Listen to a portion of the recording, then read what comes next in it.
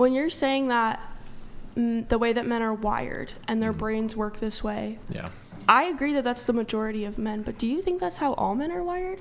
Or should be? Naturally, yeah. I mean, naturally, yes. Naturally, yes. Okay. Yeah. And is that okay? Sometimes there are problems that are too large for a man to accomplish by himself, so he has to bring in other people. But at the end of the day, all he's trying to do is just solve the problem instead of talk about the intricacies of the problem.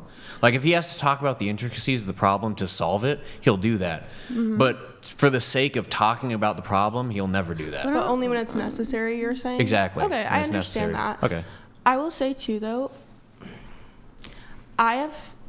going back to your point about how when you'll vent to, like, a boyfriend or whatever, I have had partners in the past where I'll vent to them and they don't immediately hand me solutions, and their natural instinct is just be like, I'm so sorry, that sucks. Yeah, sure. Like, well, I think I'm so sorry that happened. Yeah. Like, I don't think that... Well, it's because they've been taught, like... Sorry, I didn't want to cut you off. No, it's okay. But generally speaking, the first relationships I ever got into, my initial reaction was solve the problem. But it's been taught to me that women don't think exactly like I do. So I've had to learn that when a woman comes to me with a problem, I have to decipher or ask them, do you want a solution or you just want me to listen? I mean, generally speaking, I'll typically just listen. But with a guy, one of my bros comes to me with a problem, I know I can just give him a solution, and that's kind of what he's looking for. No, and I think that's a good skill that you have, that you can differentiate in between those two. Yeah, and I think it comes with learning. So yeah, of course. Yeah. But I will say that I have friends who are male where their instinct is not to just solve it, it's to comfort me first. And that's their natural instinct. So I agree with you that that's the majority of men. Yeah. I do not think that is all of them, though. Well, I think that you're I think maybe using a lot of blanket terms and here. It's not necessarily well, maybe good you haven't been with them through their whole life. Maybe there have been points in their life. Childhood friends. And from birth, you've been with them? Because at all points in life. Like elementary school. I'm just saying, like, we all want to solve the problem.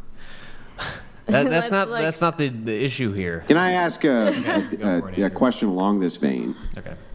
For those of you who are big, heavy believers in therapy, have you ever actually known a single woman who's gone to therapy and been cured of the problem she was going to therapy for? Cured? Hell no. I don't think there is a cure. Just off of talking to one person? No, don't get cured like that. It's not the way it sounds either. I think that when you go to therapy, you learn how to deal with problems that life throw you. I don't think you get cured. It's longer lasting. You learn how to address things in the future when they crop up in your life.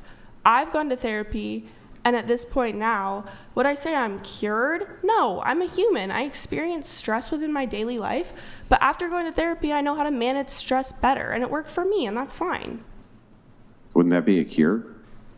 A cure? No, because you don't I don't know. Like you no longer have to go to therapy. Maybe you cured that. No, I still go occasionally. Right? I just don't go as often. Maybe you cured that problem at that time that you had, but people don't stop going through experiences if the goal of therapy is to gather all of these tools so you can appropriately deal with issues in the future, you should be able to provide somebody with those tools and then not have to continue providing new tools to them. But do you have the same problems or fears that you did when you were 5 than now?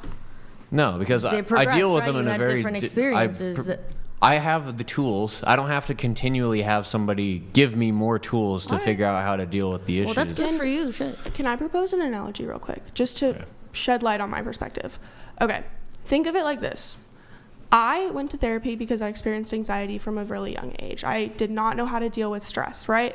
Think of it like a chronic disease, right? You can learn to manage it, but it never fully goes away. I still feel anxious, but now I have the tools in order to remedy that and ease those symptoms. It's like living with a chronic. I hate drawing that comparison. Have you ever tried alternative forms of medicine, though, than therapy? Alternative forms of medicine? Can you please elaborate and provide some examples? Yeah, I can give you an example. Have you ever tried bunny blasting? No. Oh, my God. No, please explain, though. That's where you take. Is that the thing that you do? Is that your thing? Blow the brains out of you think I it's believe fun, I asked right? for examples. Have you ever tried plural. that? I believe I asked for examples plural. Please provide more. I think that's all he has for I don't us. know. It's okay. You know, going out and shooting at random things, or Can you provide an focusing your energy example? in building something, or any number of different things. Yes, I do build. I have done the building things. My dad does woodworking, and I've gone out and learned how to woodwork with him, and that has been. Well, what did you learn how to therapeutic for me. woodwork? My brother, we built the furniture for his bedroom. So we built a bed frame, a desk, and a little nightstand for him. Well, what did you do for the woodworking portion, you specifically? Woodworking, me specifically? Mhm. Okay, well, I used the saw. I learned how to use the bandsaw. What kind of saw? What did you say? What kind of saw? A bandsaw. And I Did you learned use a how to use jigsaw? like a handsaw. I did use a jigsaw in order to stabilize the wood, yes. And then Okay. I learned how to use a stander. My dad is very, very into carpentry, so he did teach me basic things. Am I a master woodcrafter? No, I never claimed Well, to I'm be. not I asking you just if did, you're a like, master involved woodcrafter. I with was my just dad, asking if yeah. you've ever vented maybe your frustrations in a different way.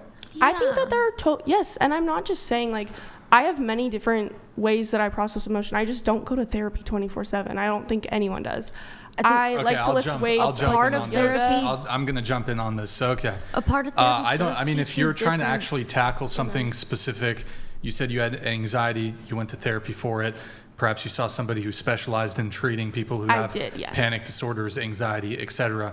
I don't really have any objections there, but I do think there are some sort of this idea, like, because you'll see on like dating apps, for example, to bring it back to dating, women will just like wholesale say, green flag if a man's in therapy, or men should be in therapy, which sort of pathologizes men in general, saying, well, there's something sort of innately wrong with men and they need to solve their maleness by, I mean, I'm sorry, I don't want to straw man it, but you will see these things from women on dating apps, for example.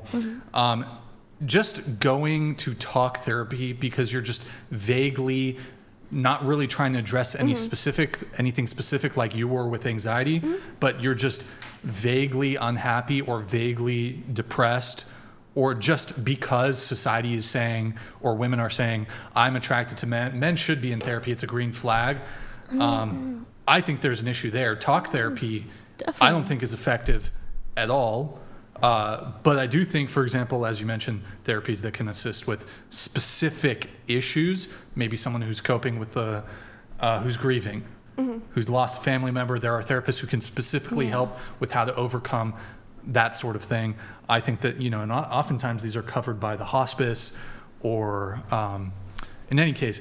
But it does kind of lead into our next thing here. I've heard that men's hesitance to go to therapy or their unwillingness to go to therapy is evidence of toxic masculinity. Do you agree with that? Here's what I would say. I would say that an adherence to go to therapy has been due to the notion that a lot of men are just taught that therapy is not for men. And I also have a response to the dating prompts. Do I think that everyone needs to actively be in therapy? No. I don't think everyone actively needs to be in therapy. Do I think that at least everyone should at least try it once in order to see if it works for them? Yes, I do. I don't think that everyone needs to be in it consistently, though. That's like how you said, like, you have processing techniques that work for you better, and I'm glad. And like, I'm not saying that therapy has to work for you. Like, that would be really ignorant of me to think that one thing would work for everyone. You know what I mean? Like, that's not my argument here. All right, well, I'm just gonna move it. saying that everyone Finish should at your least thing. try it once. Or consider it. Well, I'm going